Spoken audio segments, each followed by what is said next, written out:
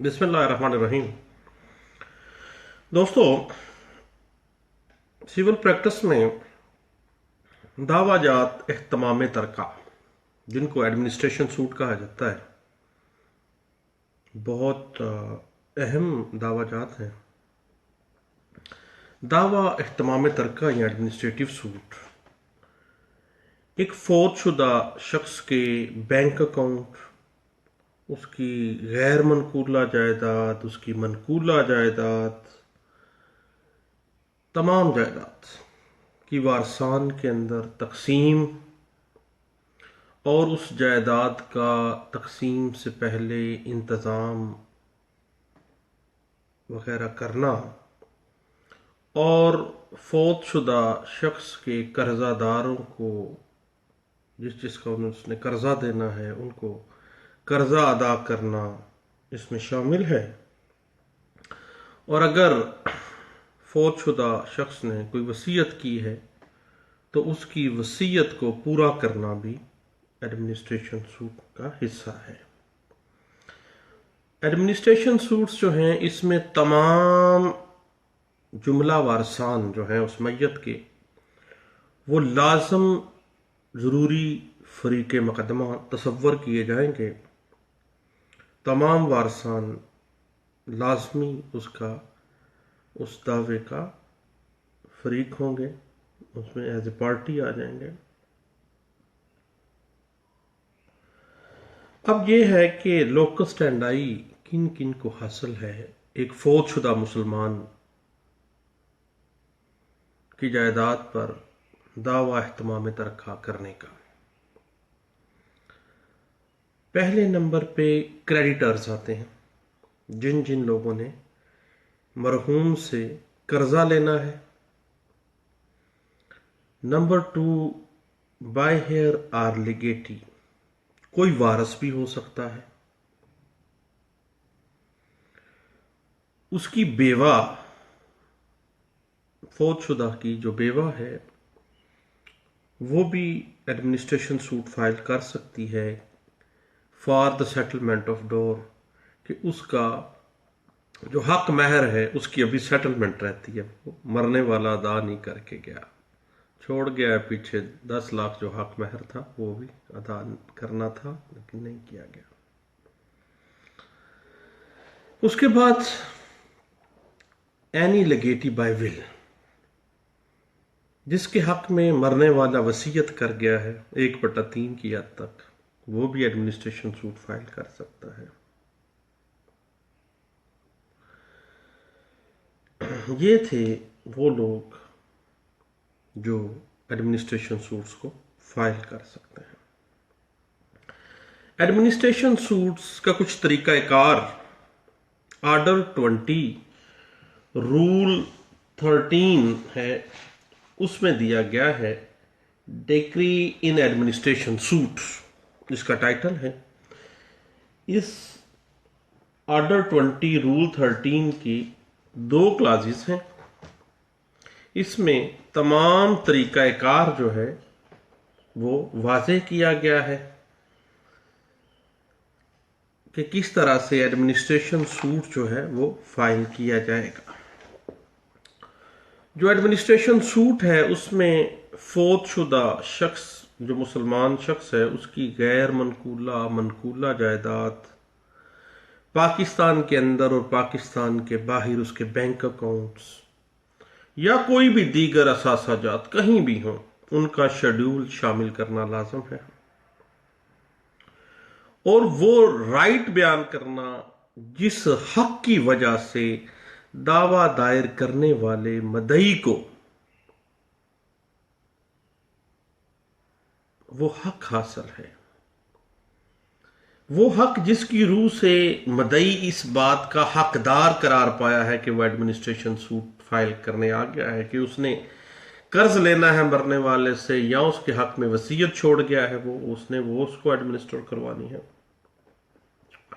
ये तमाम चीजें बयान करना एडमिनिस्ट्रेशन सूट के दावे में लाजमी है।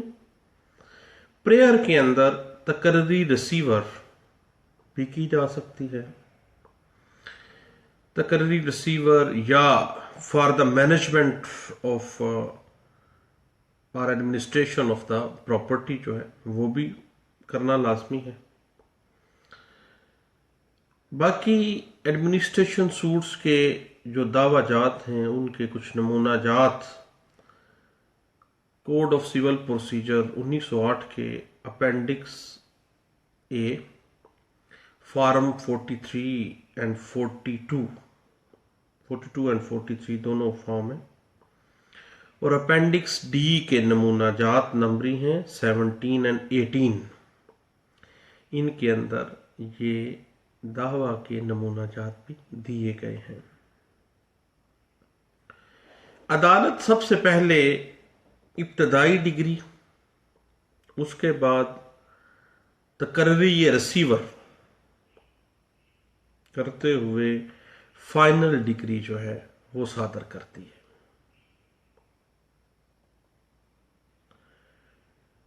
अब जब सिविल कोर्ट में आप दावा लेके चले गए हैं एडमिनिस्ट्रेशन सूट का, तो पहली बात कोर्ट फीस के हवाले से है कि दावा एहतमाम तरका के अंदर कोर्ट फीस का इतलाक कोर्ट फीस एक्ट की जो सेक्शन 4 का सब सेक्शन एफ है उसके मुताबिक मदई अपनी जाती मर्जी के साथ मालियत वाज़े कर सकता है कि मालियत दावा 2 लाख रुपया, मालियत दावा 50,000 रुपया मुकर्रर की जाती है। अपनी मर्जी से वो मालियत दावा कायम कर सकता है कोर्ट फीस के लिए। और अगर मदई जो सूट प्रॉपर्टी है उस पर जुज़वी काबज है तो देन अब वो पार्टीशन सूट में भी आ सकता है। तो पार्टीशन सूट के हवाले से अगर वो आ जाता है देन क्या होगा, 10 रुपए का कोर्ट फीस लगेगा। एडमिनिस्ट्रेशन सूट के हवाले से अगर इमूवेबल प्रॉपर्टी की हद तक एडमिनिस्ट्रेशन सूट फाइल कर रहे हैं तो under article 144 of limitation act 1908 limitation होगी 12 साल की। और अगर आप मूवेबल प्रॉपर्टी के हवाले से एडमिनिस्ट्रेशन सूट फाइल कर रहे हैं then under article 120 of limitation act 1908 apply होगा, और उस वक्त लिमिटेशन होगी 6 ईयर की, 6 साल।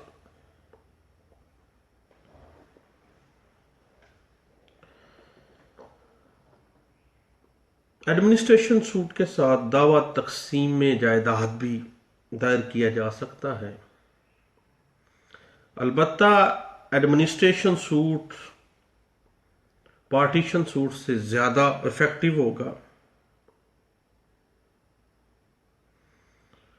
और एडमिनिस्ट्रेशन सूट के जरिए ही पार्टीशन जो है वो डिमांड की जा सकती है बजाय इसके कि अलहदा से तकसीम जायदाद का दावा दायर किया जाए।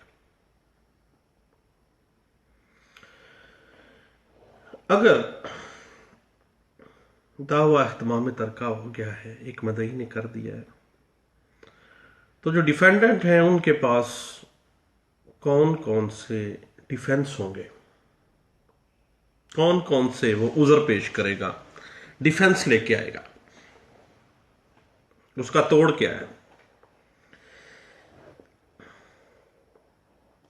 पहली बात यह है, पहला उज़र ये आ जा सकता है कि defendant applied the whole of the said sums which the defendant received from rents of the immovable property to the payment of funeral and testamentary expenses and some of the debts of the testator।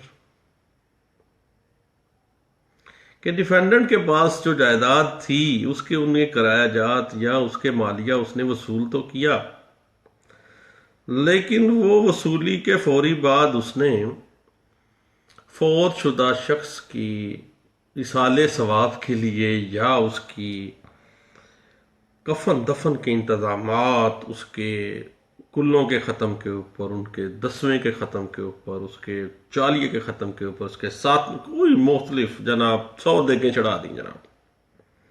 पैसे तो लग गए जनाब। अब जब पैसे लग गए हैं, पहला डिफेंस आ गया जनाब।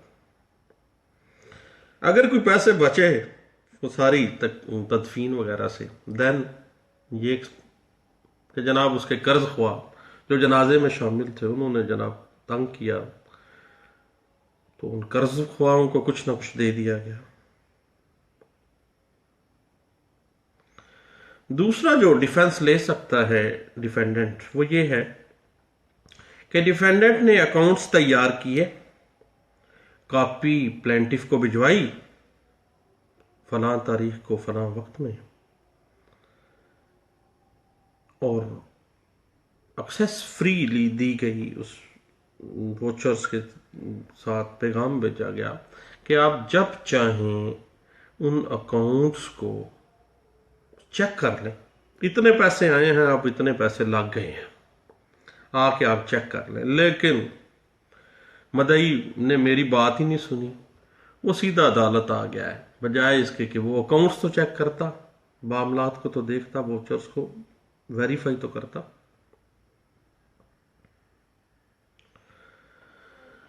तीसरा जो डिफेंस ले सकता है एक डिफेंडेंट, वो ये है कि डिफेंडेंट एडमिट्स द एसेट्स को तो वो मान रहा है, but not the plaintiff's claim.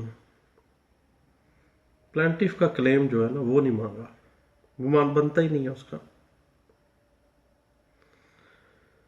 या बात सूरतों में डिफेंडेंट ये प्ली ले सकता है कि मैं मदई के क्लेम को तो मानता हूं लेकिन एसेट्स को नहीं मानता, एसेट्स तो जनाब वो मुझे मरने से पहले ही दे गया है। चौथा जो डिफेंस वो ले सकता है एज डिफेंडेंट, वो ये है the claim is barred by limitation.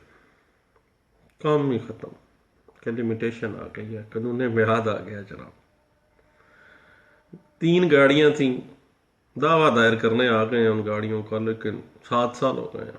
7 साल बाद 6 साल की लिमिटेशन थी अंडर आर्टिकल 120 लिमिटेशन एक्ट 1908, लेकिन आए हैं जनाब 6 साल के गुजार के।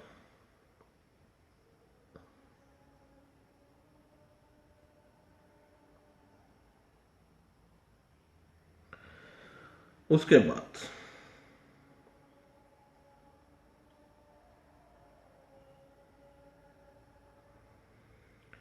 बैलेंस अमाउंट के हवाले से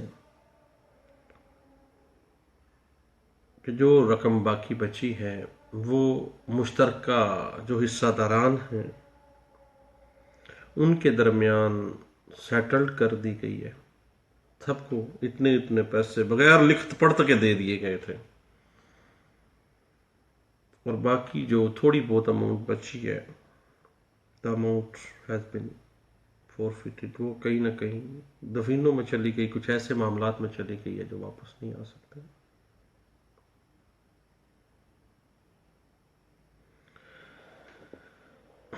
उसके बाद जहां पर एडमिनिस्ट्रेशन सूट का सिर्फ ये मकसद हो कि ये डिटरमिन किया जाए कि कौन असली वारिस बनता है, तो फिर एक राइवल जो हेयर है वो दूसरे के खिलाफ एडमिनिस्ट्रेशन सूट में नहीं आ सकता। ये भी एक इसको एक डिफेंस के तौर पर दिया जा सकता है।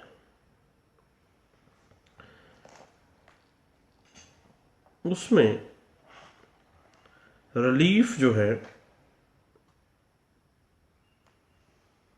अदालत ने देना है, और कोर्ट कैन मोल्ड रिलीफ, किसी तरह से भी उसको मोल्ड कर सकती है। उसके बाद जब दावा एडमिनिस्ट्रेशन सूट में प्रेयर के अंदर आपने वो तमाम बातें लिखी और अंत पे लिख दिया कि मजीद जो दाद रसी करीने इंसाफ है वो भी दी जाए, तो यही समझा जाएगा कि जो रिलीफ बनता था but not claimed court can still grant. इस हवाले से केस ला 2007 YLR पेज है 2311। इसको जनाब देख सकते हैं हम। तो दोस्तों ये चंद एक चीज़ें थी जो administration suit of A Muslim property, एक मुसलमान जो डिजीज्ड पर्सन है जो फौत हो चुका है उसकी प्रॉपर्टी पे उसके कर्ज ख्वा या उसके वारसान या उसके वो बंदा जिसके हक में उसने विरासत वो छोड़ी है, वसीयत छोड़ी है, हत्ता के वारस किसी सेटलमेंट में उसकी बेवा सेटलमेंट के लिए आ सकती है कि जनाब मरने वाले ने मेरा तो हक महर नहीं दिया या मेरी फलां लायबिलिटीज ने भी पूरी नहीं की। ये तमाम चीज़ों के लिए जो सूट फाइल किया जाता है वो एडमिनिस्ट्रेशन सूट होता है। चंद एक छोटी छोटी मोटी मोटी सी बातें थी जनाब एडमिनिस्ट्रेशन सूट के हवाले से, मैंने कहा दोस्तों से शेयर कर लेते हैं, और अगर किसी दोस्त को अच्छा ना लगे दैन मुझे अनफ्रेंड कर दें और ब्लॉक कर दें जनाब। थैंक यू, अल्लाह हाफिज़।